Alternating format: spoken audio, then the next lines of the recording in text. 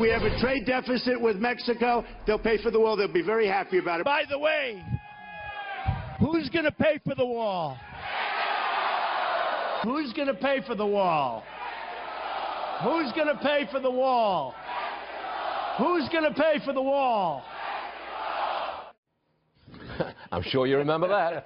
However, the president's new budget has $1.5 billion of taxpayer money, our money, set aside to pay for the wall. Come on in, the Republican from Iowa, Congressman Steve King, who knows a thing or two about building walls. Now, Congressman, who is going to pay for the wall? I mean, my taxpayer money?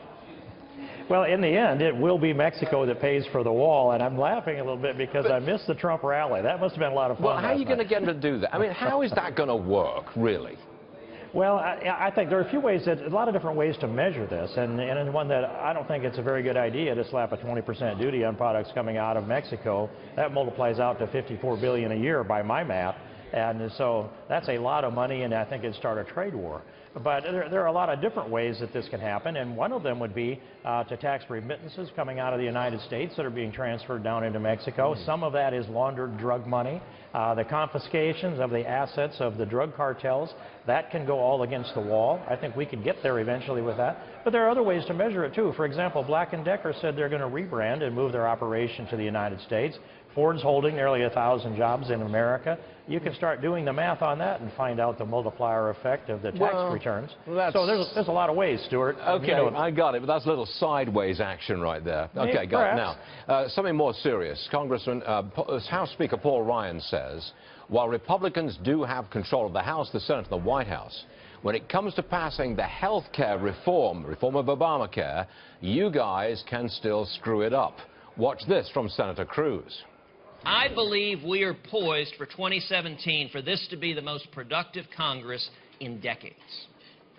Now, we could easily screw it up. The House has a current bill that personally I don't think gets the job done. I mean, you're on board with this. I mean, you could. The Republican Party could screw it up.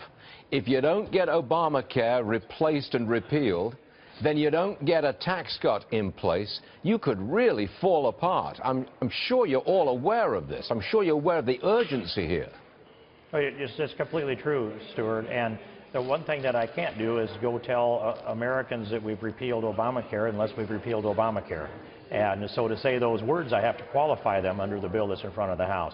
And I agree with Ted Cruz. We need to keep our word and fully 100% repeal Obamacare. And in fact, I introduced that legislation again. It has passed every Congress since 2010, except this one, the full repeal.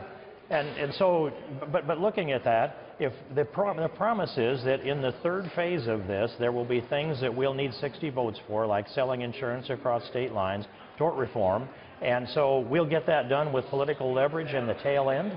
If we can't get the full repeal done with political leverage and get 60 votes for repeal in the front end, how are we going to get these things done in the back end when the urgency is gone? Well, I think that's an important political question that I don't know that's been addressed out here in the political dialogue. Congressman, thanks for joining us. Always appreciated. Thank you very much, sir. My pleasure. Thank you, sir.